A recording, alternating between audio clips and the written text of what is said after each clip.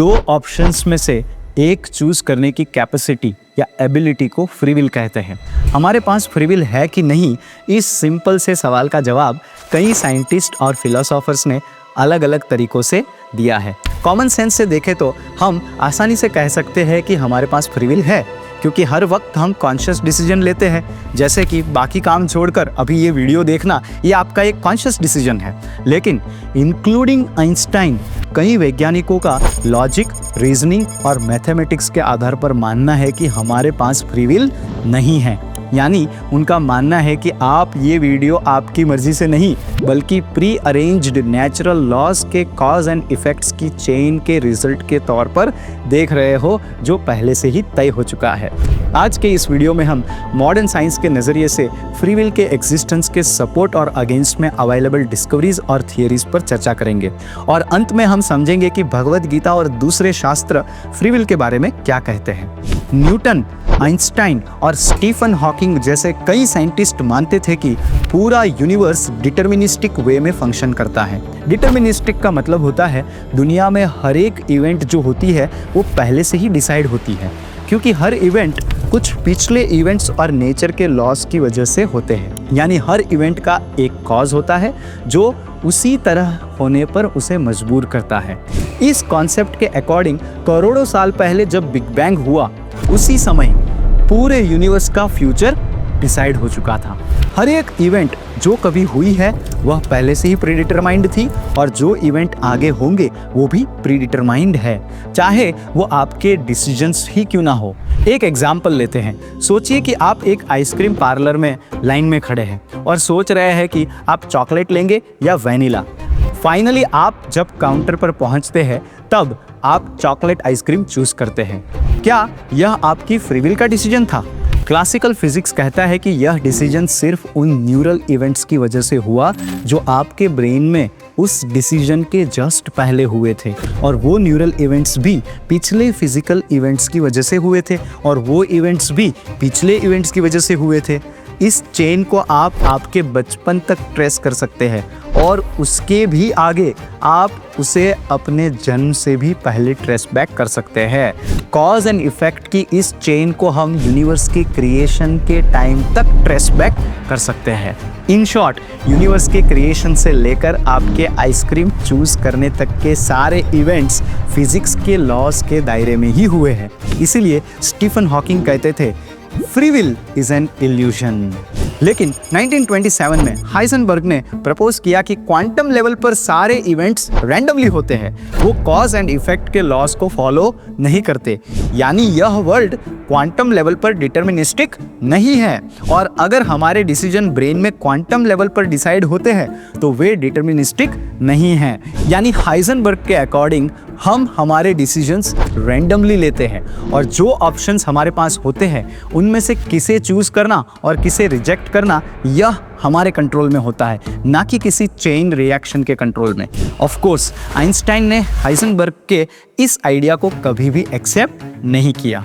अब फिजिक्स की ये दो अपोजिट थियरीज के अलावा साइकोलॉजी की फील्ड में भी फ्री विल काफ़ी डिबेटेड सब्जेक्ट है। साइंटिफिक अमेरिकन मैगजीन में पब्लिश हुए एक आर्टिकल के अकॉर्डिंग साइकोलॉजी के टर्म्स में हमारे पास फ्री विल है, लेकिन बहुत कम मात्रा में। इस आर्टिकल के अकॉर्डिंग हमारे मेजॉरिटी ऑफ द डिसीजंस हमारे इमोशनल बायसेस, पास्ट एक्सपीरियंसेस और सबकॉन्शियस ब्रेन में लोड हो चुकी इंप्रेशंस के ऊपर आधारित होते हैं। और यही रीज़न है कि सिर्फ 2024 में ही ग्लोबली $1 ट्रिलियन यानी 85 लाख करोड़ रुपये से भी ज़्यादा पैसा एडवर्टीजमेंट पर स्पेंड किया गया है। इन कंक्लूजन, मॉडर्न साइंस आज भी फ्री विल की डिबेट को कंक्लूड नहीं कर पाया है। अब हम बात करते हैं वैदिक स्क्रिप्चर्स की। तो स्क्रिप्चर्स क्या कहते हैं फ्री विल के बारे में? भगवद गीता के 7वें अध्याय के 27वें श्लोक में भगवान कहते हैं कि इच्छा द्वेष समुत्थेन द्वंद्व मोहेन भारता। सारे जीव इस दुनिया में अपनी इच्छा और द्वेष के कारण जन्म लेते हैं।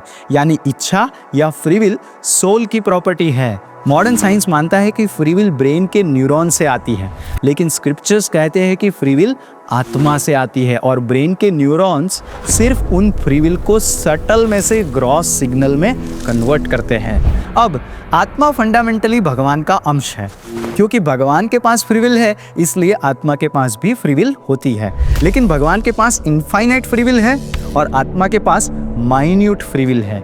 ओरिजिनली आत्मा अपनी फ्री विल यूज करके डिसाइड करती है कि उसे मटेरियल यूनिवर्स में जीना है या वैकुंठ में भगवान के साथ जीना है। जब भी आत्मा फ्री विल यूज करके डिसाइड कर लेती है कि उसे भगवान से अलग होकर मटेरियल वर्ल्ड में जीना है, उसके बाद वो इस दुनिया में अलग अलग शरीर में अपनी इच्छाओं की पूर्ति के लिए जन्म लेती रहती है। इस दुनिया में जन्म लेने के बाद आत्मा अपनी फ्री विल यूज करके जो भी एक्शन परफॉर्म करती है, वो उस एक्शन के रिएक्शंस को भुगतने के लिए बाउंड हो जाती है।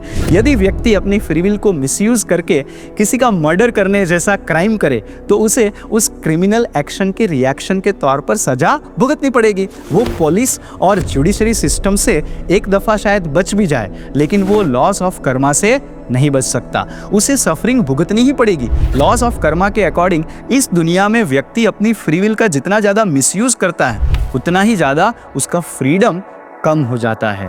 भगवत गीता में भगवान श्री कृष्णा फ्री विल और फ्रीडम के बारे में एक और चीज कहते हैं, प्रकृतेः क्रियमाणानि गुणे कर्माणि सर्वशः।